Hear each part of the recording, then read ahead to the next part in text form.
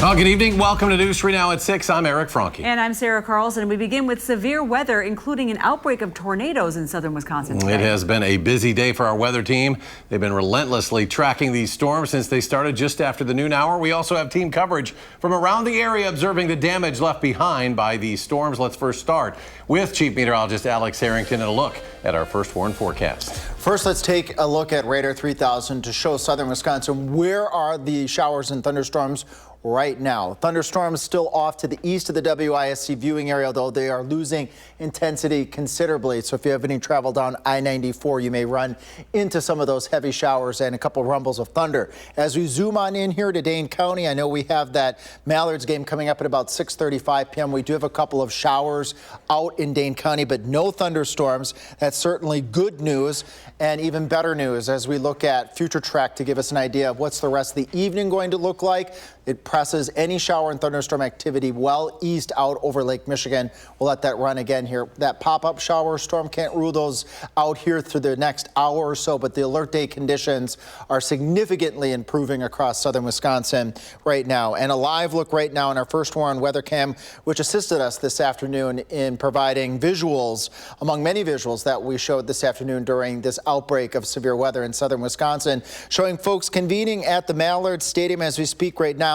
Again, there's a couple showers out there, but no thunderstorms, and I don't see any lightning strikes in Dane County at this point in time. Coming up in Maine weather, I'll give a bit more of an explanation of why all of these tornado warnings, why did this occur this afternoon, and I'll have the very latest on Concerts on the Square forecast for tomorrow. That's coming up in just a bit. Hopefully they can stay dry at the duck pond and they can play that game.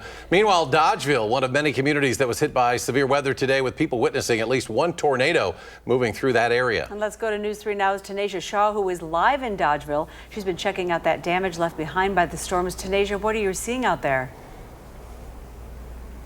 Hi, Eric and Sarah. Right now, you're taking a look at what looks like a small house or a barn that was nearly hit by a tree here in Dodgeville. And what you're seeing right here is the root of that tree is just gigantic. And you can see all this damage. And let me tell you, this is just small compared to what I saw before. So again, Eric and Sarah, I am out here in Dodgeville on Davis Road. And this right here is along the streets. I will count about 3 or 4 trees that are completely damaged and several branches that are down here along this roadway. Now, earlier today during our earlier evening newscast, I was in a residential area on someone's yard, and they counted 27 trees that were down in that one area. So in this whole area, Dodgeville, there has to be at least about 30 trees that have been damaged or that are completely taken out from the root in this area. And I talked to the homeowner that has 27 trees that are destroyed in their yard, and they said it was sad seeing their investment go to waste. We have 27 trees down, unfortunately. We've tried to do our best to create a sustainable farm here, and part of that is tree management. So we're really proud of the trees that we have. And the storm came, and we were really hoping we weren't going to get hit, but we were in the direct line of it, and we now have at least 27 trees down. And again, I just want you to get another look at this tree. Now, that's not on Roger's yard. This is right outside of his home, but look at this, guys. So this is what the storm caused earlier this evening. And then I'm going to swing around because I just noticed this as I was looking behind me. Behind me, there's even more trees. Sorry about that. There's even more trees that are damaged. You can see the branches, everything just down. When I talked to Roger, who you just heard from a few seconds ago, he said it seemed like the storm did just a clear, straight path. So right here, we're seeing, I'm pretty sure he told me this is like a summer camp home. So nobody lives here throughout the year from what we know. Then it's a home here, and then it's another farm behind. All of their trees were damaged in a straight path, and this is what I've been seeing here all day in Dodgeville. But one thing that I agree with that the residents were saying is thankfully there wasn't any property that was damaged outside of the trees, of course, and there wasn't anybody that was hurt. So thankfully everything that was lost is totally replaceable. Reporting in Dodgeville, Tanisha Shaw, News 3 Now.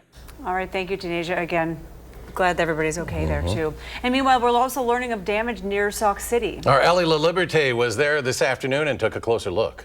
We are south of Sauk City, just off County Highway Y, where this is what the damage looks like. This tree ripped out of the ground, but this isn't even all of it. These trees landing on a house over here. You can see this foundation of this barn lifted off of its foundation here. Now, I was talking with the homeowner a little bit ago.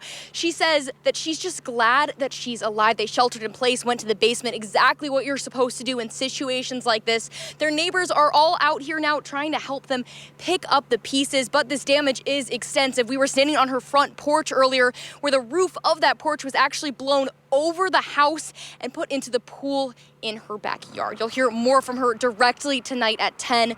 But for now, reporting outside of Sauk City, Ellie La Liberté, News 3 Now. All right, thank you, Ellie. We've been getting several pictures and videos of today's storms. Let's take a look at a few of those right now. This is video out of the Dodgeville area showing what appears to be a tornado on the ground. This was taken around 1 o'clock this afternoon. And this one was sent to us by Augie at 12:45 this afternoon, west of County Road H. That's just north of Ridgeway, and it shows what looks to be another funnel reaching toward the ground.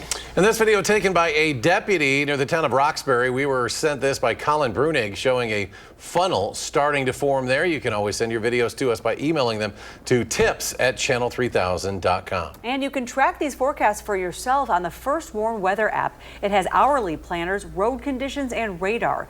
You can download this for free in your phone's app store. Just search WISC Weather. And of course, tonight's Concerts on the Square was pushed back until tomorrow at 7 p.m. due to the severe weather threat. News 3 Now's First Warn Weather team consulted with the Wisconsin Chamber Orchestra about strong storms in the area, prompting that change.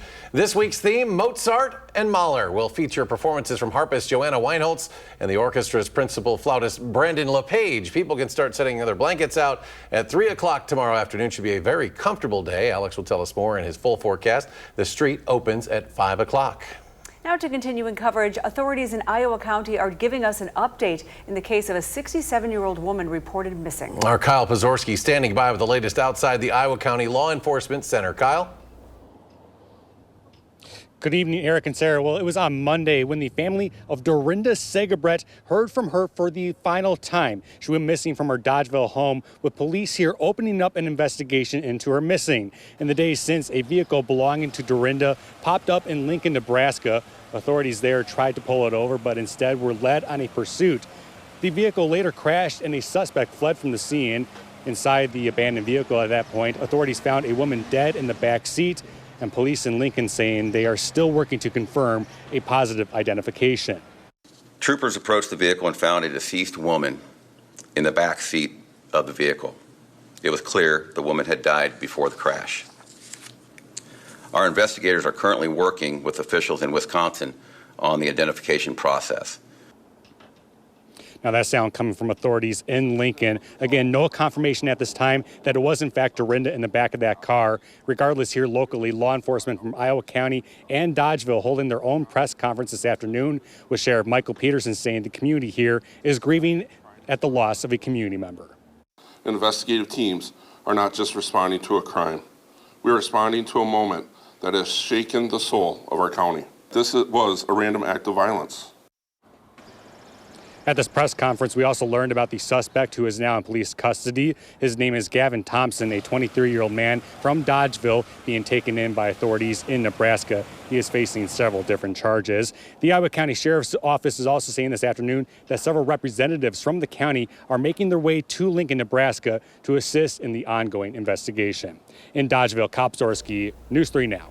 Kyle, thank you. The Adams County Sheriff's Office is investigating the death of a baby found unresponsive at a home earlier this month. Sheriff Brent York said the 5-week-old was found unresponsive on July 5th, later taken to UW Health American Family Children's Hospital, but the infant died at the hospital on July 9th, prompting a formal investigation.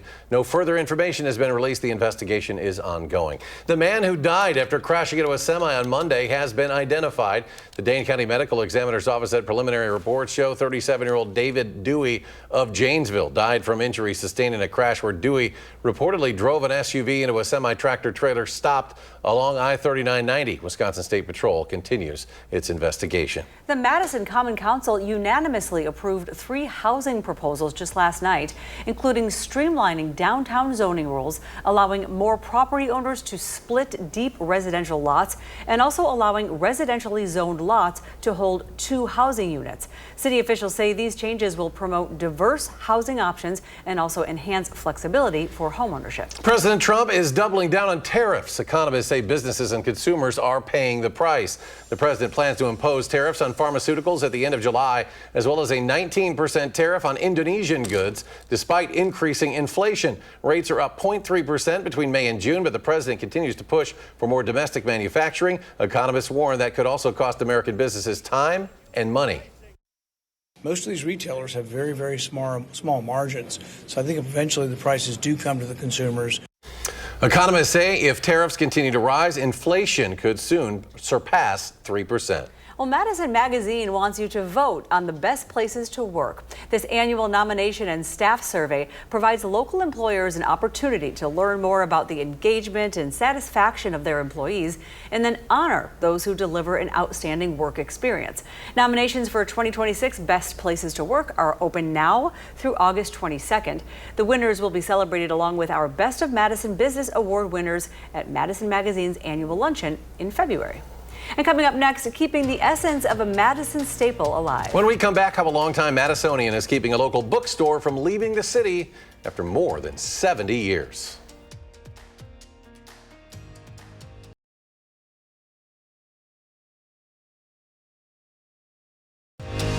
You're watching News 3 Now at 6. Just like it's hard to put a good book down, one longtime Madisonian couldn't let Paul's bookstore on State Street go from the city that it called home for more than 70 years. Certainly a legend. Arman Rahman shows us how he's keeping the essence of the Madison staple alive. When we last left the story of Paul's bookstore, its chapter on State Street was ending. Absolutely devastated that they closed. Irreplaceable. It was a haven for Augie McGinnity Wake when he was a UW-Madison student. I would go there between classes, peruse those tiny little aisles stuffed full of books from floor to ceiling. So he brought some of those tiny aisles home to keep the page turning. Some might call it an epilogue. So it could be a sequel if all goes well. What was the end of Paul's State Street story was the beginning Augie was waiting for. I grew up loving books. My dad's a writer and publisher, and the object of the book is something I love. So he bought 2,000 of them, the entire fiction and literary criticism sections from the Askins family who owned Paul's. They also threw in a bunch of stuff. They threw in these bookshelves. The literary criticism section was a lot larger than the hardcover fiction. You know, these are books about books, books that were in professors' collections. And in his home on Farwell Street, his little piece of Paul's was born. This is my local subterranean bookstore. He says he's since sold 100 books on eBay, and you can message him on Instagram to stop by. Maybe reminisce about Paul's if that's something that I share with them as a kindred spirit. As he does his best to give Paul's a new edition cover. I think Paul's expanded what reality could be to me, and that's what all the best used bookstores do. Reporting in Madison, Arman Rahman, News 3 Now. Thank you, Arman. Certainly special to all of us Badgers. Driftless Books, an independent bookstore in Viroqua, bought the bulk of Paul's inventory after they closed. And still ahead, flash flooding has surged into the spotlight this summer. What experts believe is behind these seemingly non-stop weather events. Plus, a Wisconsin company heads to Texas to help out as the cleanup and recovery efforts from the deadly flooding there continues. And what's the weather going to look like tomorrow? Alex has the complete forecast after the break. You're watching News 3 Now at 6.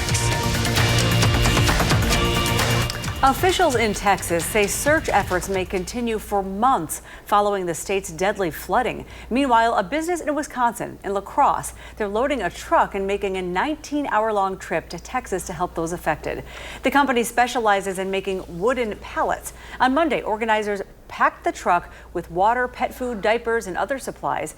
And pastors from a local church offered a blessing before the truck hit the road.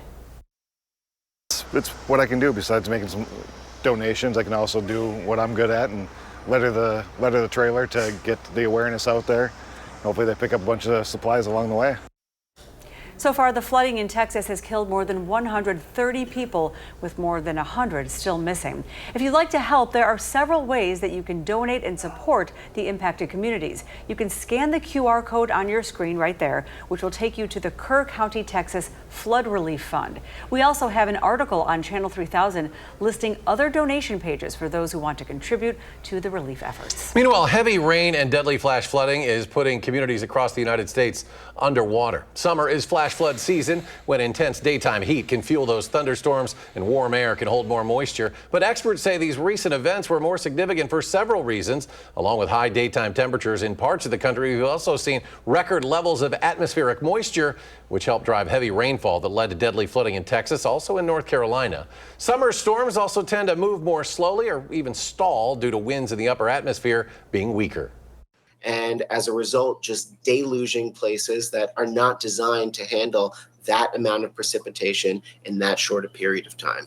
More than 3,000 flash flood warnings have been issued so far just this year by the National Weather Service offices all around the country, with the current count higher than any previous year through July 14th since such records began back in 1986. Severe weather moving out of the area. Alex rejoins us once again with the latest forecast. Let's rest assured here, just as you said, Eric, the severe threat is ending across southern Wisconsin. Can't rule out an isolated shower, maybe a thunderstorm yet tonight. Most areas are going to be dry from this point forward, and I want to stress quiet as we go Thursday into Friday. Let's take a look at radar 3000 right now. Just a couple of showers from Madison and areas off towards the east as the tail end of this weather system that produced all of these tornado warnings today moves out over portions of Lake Michigan. Here in Dane County, I'm going to zoom in just a bit because we have a couple showers north of Lake Mendota to the east over towards Cottage Grove and to the southeast towards the Stoughton area. And zooming in a little bit further, we have that Mallards game about to go forth here at about 6:35 p.m. A couple showers around the area, and we have a Skycam. Our Mallard Skycam is part of the First Warn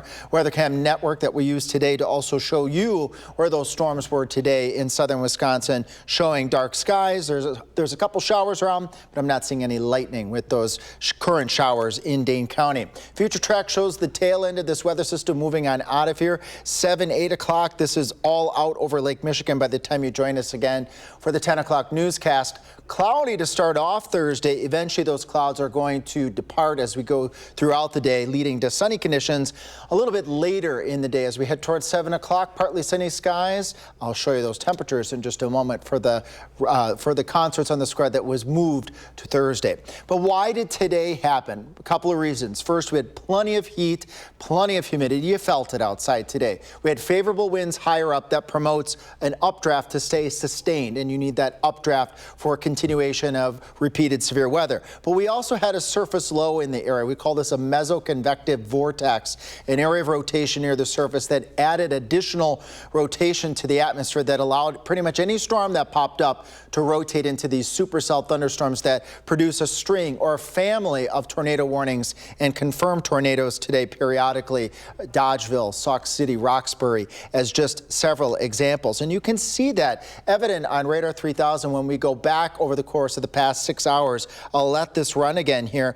As we go into the afternoon, you actually start to see the showers and thunderstorms rotating up into this mesoconvective vortex, an area of low pressure that was scooting across southern Wisconsin, and that's what helped provide that additional rotation near the surface, allowing these storms, many of them, to rotate. But that is since pushing off to the east now. We got some nice stuff. We can breathe a sigh of relief. Lows in the upper 50s, right around 60. Can't rule out a little bit of patchy fog given all the moisture that we have out near the surface, and also light winds tonight.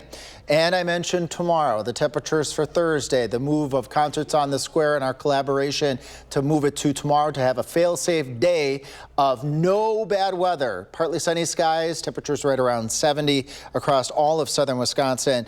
And I can do a little bit better than that. The muggy meter going down into the comfy range as we head to that all-important time of Concerts on the Square, breaking the temperatures down right around 70, much cooler. You may want to consider bringing a jacket for tomorrow night if you're heading downtown to catch the concert. Following a pleasant Thursday and Friday, we turn unsettled again as we go out later in the 10-day period back in the 80s with lows in the 60s to the lower 70s, and that's going to provide the fuel for more showers and storms. Our newscast will continue here in just a couple moments. Well, finally.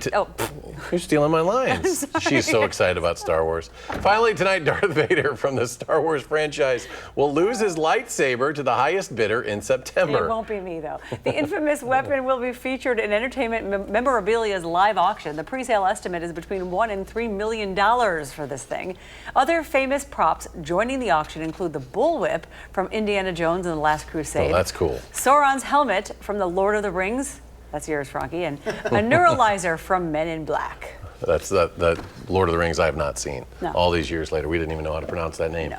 Let's go to Alex. Final check of the forecast, and there's still some rain out there. Still a couple showers out there, but the good stuff is no severe thunderstorm warnings out there right now. The threat is very much pushing off towards the east of any strong storms out over Lake Michigan after an unprecedented afternoon of tornado warnings and severe thunderstorm warnings, putting future track into motion here, taking all those few showers and thunderstorms out to the lake as we head towards our 10 o'clock newscast. And that's certainly, again, breathe a sigh of relief and a beautiful day tomorrow for Concerts on the Square, which was, I think, in my opinion, rightfully moved to keep everyone safe today, because tomorrow's looking like a gorgeous day. You might just want to bring that light jacket, though, tomorrow. It's going to be on the cool side. Beautiful. It'll feel good. Yeah, It'll feel good. It should be a great day for Concerts on the Square. Alex, thank you. And thanks for watching News 3 Now at 6. Coming up next, Entertainment Tonight. And be sure to join us again for News 3 Now at 10. And you can always find us streaming 24/7 on Channel 3000+.